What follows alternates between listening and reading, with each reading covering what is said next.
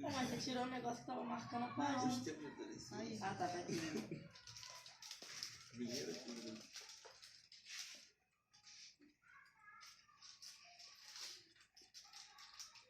É Mateus, capítulo 6, versículo 19, 20 e 21.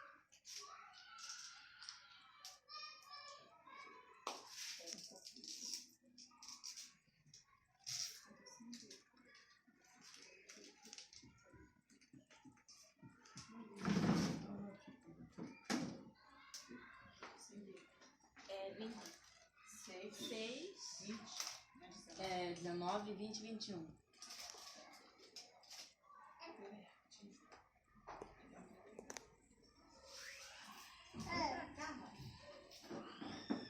Não, ele vai passar comigo.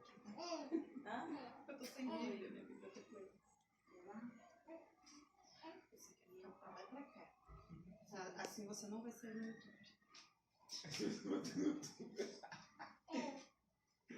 Queria eu não sair. Já virou celebridade. Tá bom, vai. Pode ler. Tem que esperar trazer a Bíblia pra minha mãe. Não, não é pra mim.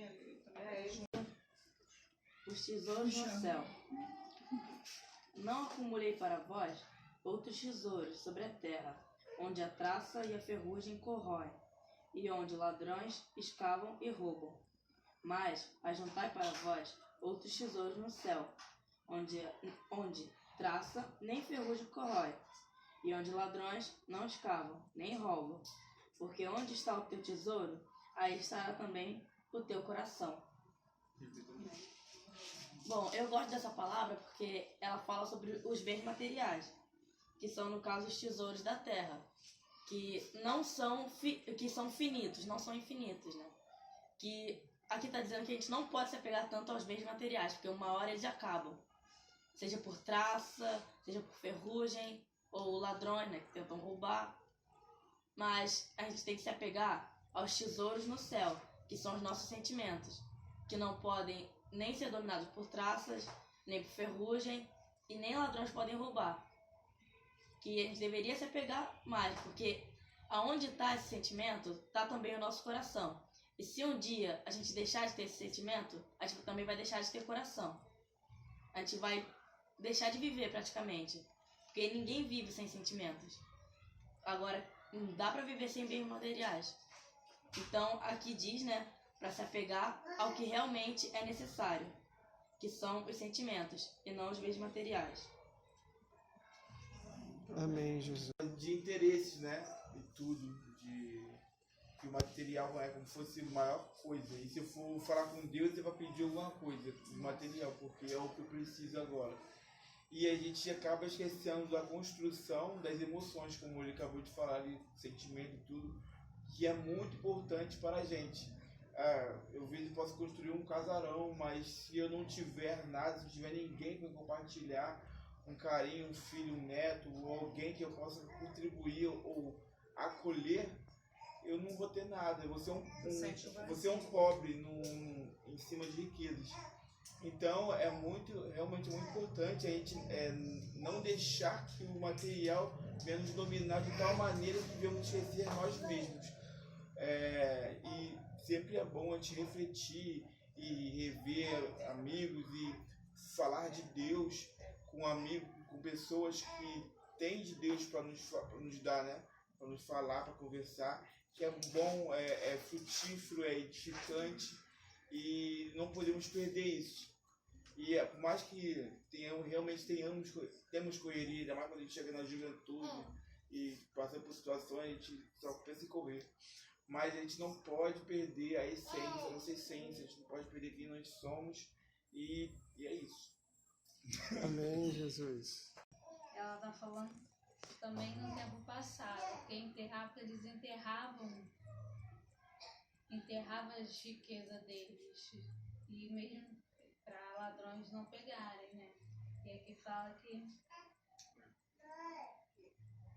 no céu a gente vai estar guardando coisas que ladrões não pegam que ferrugem não corrói, traça, e essa é a importância, né? E realmente, como ele já falou, às vezes a gente se apega tanto à terra, se liga tanto nas coisas, às vezes trabalho, às vezes a gente pede tanto a Deus no trabalho, Deus dá o trabalho, a gente meio que esquece de Deus.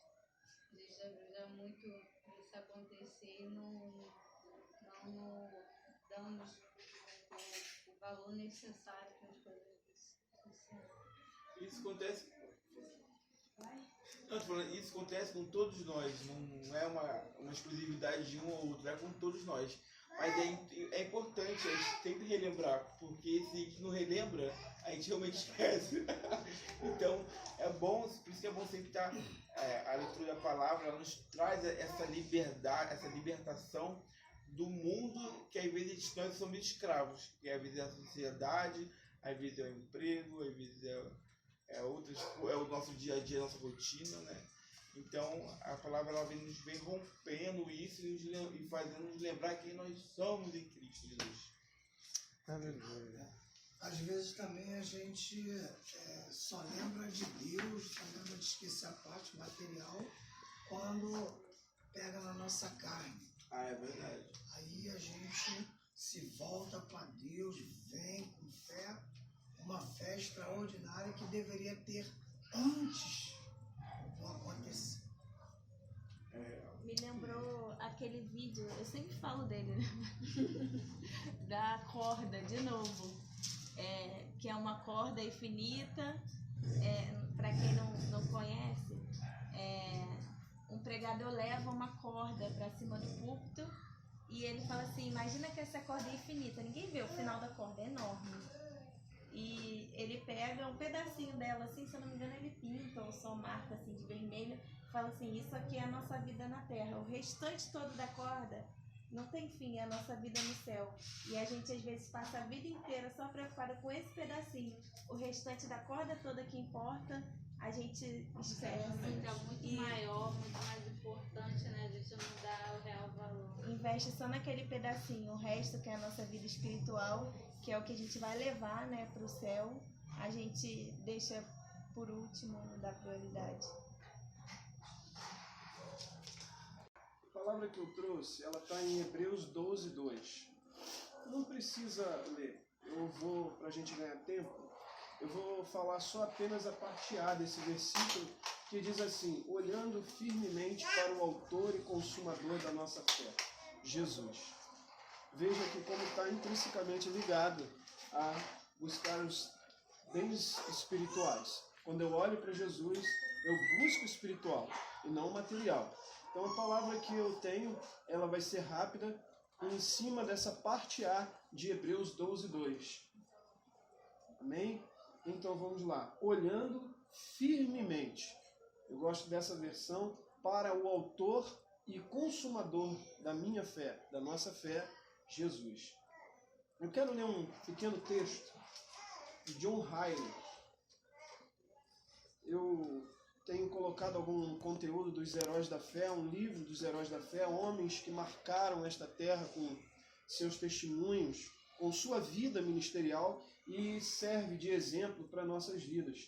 John Riley, ele pode ser colocado como um desses, apesar de não estar no livro Os Heróis da Fé. Ele foi bispo da Diocese da Inglaterra em Liverpool em 1816 a 1900. O texto ele diz assim, Hebreus 12, 2, parte A. Eu já li só isso, olhando firmemente para Jesus, autor e consumador da nossa fé. O mundo requer um cristianismo de todos os dias. Nenhuma outra religião receberá uma atenção tão sincera dos seres humanos. Nunca terá raízes profundas ou atingirá almas. Uma simples religião de domingo não é suficiente. Os homens sabem que há 7 dias na semana e que a vida não é feita só de domingos. A ronda diária de formalidades e cerimônias nos edifícios consagrados não é o bastante. Isso é um texto, novamente, de John Riley. Vem no cerne do que eu quero ler. Os homens lembram que há um mundo de obrigações e aflições fora das paredes da igreja, no qual eles devem exercer seu papel, e eles querem algo que possam levar deste mundo, ou neste mundo, fazer algo neste mundo, melhor dizendo. Uma religião monástica, ou seja, de clausura, pessoas que vivem dentro de templos e achando que assim estão cumprindo a vontade de Deus, uma religião monástica nunca conseguiria uma fé que não pode florescer. Novamente, nunca conseguiria uma fé que não pode florescer fora de uma estrutura eclesiástica. Uma fé que não pode encarar o ar frio e os negócios desta vida e frutificar, exceto se for por trás de um muro de isolamento e ascetismo, separação. Tal fé é uma planta que nosso Pai Celestial não plantou. Ela não leva a nenhum fruto de perfeição. Isso, escrito por John Riley, primeiro bispo da diocese da Inglaterra em Liverpool. Ou seja, um cara que está lá dentro falando do verdadeiro valor de um evangelho fora das quatro paredes. O texto que Deus me levou na madrugada a ver, Hebreus 12:2, parte A, olhando firmemente para o autor e consumador da nossa fé, Jesus, eu escrevi para começar assim, creio que o verso acima mencionado é uma luz, um guia para todo homem e mulher que desejam nesta terra uma vida com verdadeiro significado, sentido e propósito intenso. Olhando firmemente para Jesus, o termo grego significa deixar de olhar para outros objetos e olhar para apenas um, observá-lo com um olhar firme, fixo e intenso. Eu creio que os problemas dessa vida, seja derivado de qualquer área, seja nosso social, vamos colocar individualmente na nossa vida, na nossa família, na nossa vida espiritual, seja em qualquer área da vida, ela é ocasionada por um declínio quando o homem para ou a mulher para de olhar para Jesus. Quando nós deixamos de olhar para Jesus, é uma brecha para que algo venha a mudar os meus sentidos, a mudar a minha percepção, a um entendimento daquilo que me estrutura, daquilo que me dá força, daquilo que me dá sabedoria, daquilo que me ensina a viver uma vida firme em uma rocha, daquilo que me promove não somente sabedoria, mas inteligência. Jesus é um nome simples. Eu quero falar algo também nessa palavra, como eu disse, ela é muito simples, é que olhando firmemente para Jesus, não está falando de olhar para um dogma, ou seja, para uma doutrina. E daí que muitos se perdem, porque Jesus não é uma doutrina, Jesus não é um conjunto de regras, Jesus não é uma estrutura que eu crio para eu viver. Eu vou viver moralmente correto, então dessa forma eu sou abençoado por Deus. Jesus não é isso. Jesus é uma pessoa, e a Bíblia diz, olhando firmemente para Jesus, uma pessoa. Daí a gente observa vários erros, vários bofetões, declínios, falhas, quedas, que acontecem em todas as áreas quando deixamos de olhar para Jesus. Homens estão matando vidas dentro de uma congregação, dentro de uma estrutura com o CNPJ, me perdoem, porque essa estrutura deixou de olhar para Jesus. Ela coloca a sua base em cima das regras e condutas que estão estabelecidas no estatuto daquela entidade. Então, se alguém cumpre o estatuto da entidade, ele é abençoado e é tido como abençoado. Porém, se não cumpre, ele é amaldiçoado. E em que momento eles olharam para Jesus? Porque Jesus é uma pessoa. Jesus não é um conjunto de regras. Jesus não é um estatuto. Jesus não é, venha para cá, faça dessa forma e você será abençoado. Ele é uma pessoa. Olhando firmemente para Jesus. Vamos voltar para outra área. Um problema assolou minha vida.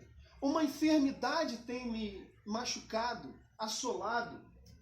E vocês sabem que eu passo por isso. Eu tenho problema cardíaco. Se eu ficar olhando para o meu problema cardíaco, eu declino. Eu afundo. Isso até psicologicamente é comprovado. Mas eu olho para Jesus, porque Ele é a cura. Ele não tem a cura, Ele é a cura. Ele é o Jeová Rafá. Mas se eu tirar meus olhos de Cristo, a enfermidade me vence. Eu sou um derrotado, mas se eu colocar meus olhos em Cristo, eu sou um vitorioso, porque Ele é uma pessoa. E se Ele é uma pessoa, Ele tem sentimentos. Algumas pessoas me perguntam o que tenho que fazer para ser abençoado. O que tenho que fazer para ser curado? Algumas vezes Jesus, na Escritura, perguntou, vem cá, você é dizimista para eu te curar? Jesus perguntou, e hoje? Será que você errou? Será que você xingou? Eu não estou abonando isso, nem aprovando isso. Mas eu estou dizendo que Jesus é uma pessoa. E como pessoa, Ele ama. E como amor, Ele é a essência do amor. Ele é Jesus. Olhando firmemente para a pessoa de Jesus, Ele não está limitado a dogmas criados por homens para dizer, eu te salvo, eu te abençoo, eu te curo, eu trago paz para a sua vida. Eu sou a vida para a sua vida. Eu sou a diferença daquilo que você precisa. Eu sou a solução para o impossível da sua vida. Eu sou Jesus. O versículo que ganhou o maior de todos os pregadores de todos os tempos. Olharam para ele e foram iluminados. Olharam para quem? Jesus. Eu estou falando de Charles Haddon Spurgeon. Então é quando eu olho para Jesus. Se meu casamento está declinando, eu olho para Jesus. Começamos a olhar a falha. Se eu tenho um problema com o Will, vou olhar a falha da Will. Isso só vai declinar mais ainda. Eu olho para Jesus, porque Ele é amor. Ele é a solução para o meu problema, porque quando eu olho para Ele, Ele é um espelho. Então eu me vejo. Eu olho para mim, eu não olho para ela. Eu falo assim, é eu que preciso mudar. É eu que preciso ter paz. É eu que preciso ter autocontrole. É eu que preciso me ver em Jesus e Jesus se vê em mim. Olhando para Jesus. Olhando firmemente para Jesus. Os homens perdem o olhar olhando para a riqueza. Eu vou prosperar. Como o Will falou, pessoas pedem um emprego, Deus dá um emprego, agora ele só olha para o emprego. Ele deixa de olhar para Jesus, o autor e consumador da fé. Pessoas estão criando regras para a sua salvação, enquanto Jesus é a salvação. Ele salvará o seu povo dos seus pecados. Ele não está dizendo, eu não vou dizer que você não pecará mais, mas eu salvarei você dos seus pecados. Isso é paz, isso é alegria, isso é harmonia, isso é conforto, isso é vitória, porque Ele é Jesus. De que mais você precisa? Paz é Jesus, amor é Jesus, vitória é Jesus, cura é Jesus. O que precisamos mais? O que queremos mais? Riqueza é Jesus. Abraão, eu te abençoarei, eu te enriquecerei. Salomão, farei de ti o homem mais rico da terra. A riqueza não é maldição, queridos. Maldição está em colocar o teu coração na riqueza. Ele abre pessoas e prosperam para as pessoas para que essas pessoas usem a riqueza. Usem as bênçãos que Deus deu. Olhando firmemente para Jesus. Note, existe algo aí no meio. Não está olhando para Jesus. É olhando firmemente para Jesus. Sabe por quê? Haverá perseguições, haverá tribulações, haverá dores, haverá pedras de tropeço, haverá mar revolto, uma hora a onda me leva para lá, me traz para cá, me sacode, me bate. Haverá bofetões. Essa é a vida, no mundo tereis aflições, mas olhando firmemente para Jesus. Olhando firmemente para Jesus. Peterson, eu fui chamado para pregar a boa nova do Senhor Jesus Cristo. E Jesus é a boa notícia. Jesus é a boa notícia no nosso meio. Ele não está aqui para apontar os seus defeitos. Ele está aqui para dizer assim, olha para mim. O meu amor pode tudo por você. Tudo. eu te abraço com os braços de proteção, braços de amor, braços de cuidado. Eu quero que essa palavra me incentive, porque quando Deus dá algo, primeiro ela passa por nós, e se passou por mim, eu preciso desse alimento. Não importa as perseguições, as dores, os problemas. Olhando firmemente para Jesus. Que Deus vos abençoe. Amém. Alguém vai quer comentar mais alguma coisa? Tal. E eu não lembro agora qual livro é, nem versículo, nem capítulo. Eu só sei que tem um momento, né, que Jesus olha assim para Salomão e fala: olha, você pode fazer qualquer pedido que eu vou tornar realidade. Qualquer pedido. Você pode pedir prata, ouro, riqueza, qualquer coisa. E Salomão olhou para Jesus e respondeu: eu gostaria de ter mais sabedoria. Porque sabedoria é o quê? Um tesouro do céu. Não é um bem material. Não dá para ser substituído. Não corrói, não podem pegar. E com a sabedoria de Salomão, ele pôde adorar melhor a Deus, pôde estar mais próximo de Deus e se tornar um ótimo rei. Então, entre escolher um bem material e outra coisa que não é um bem material, né, um tesouro do céu, é o que você disse. O bem material um dia acaba. Um dia acaba. O que ele disse também, você pode ter uma mansão, mas não tem ninguém para compartilhar ela. Então, é isso que eu queria dizer. Amém. Glória a Deus. Eu realmente fiquei muito assim, não tem que coisa, porque às vezes eu fico com medo de ser coisa da minha própria mente mesmo, né? E às vezes a gente vê essas coisas acontecendo, então a gente fica com um pouco de medo. Só que depois que o Diácono falou, aí veio novamente na minha mente sobre o que aconteceu no momento que você estava orando pela vida dela. E eu vi o Espírito Santo indo pro quarto, tipo, entendendo, cuidando dela. Obrigada, Pai. Aleluia. Vamos aplaudir o Senhor. Obrigado, Senhor, por mais um papo de graça.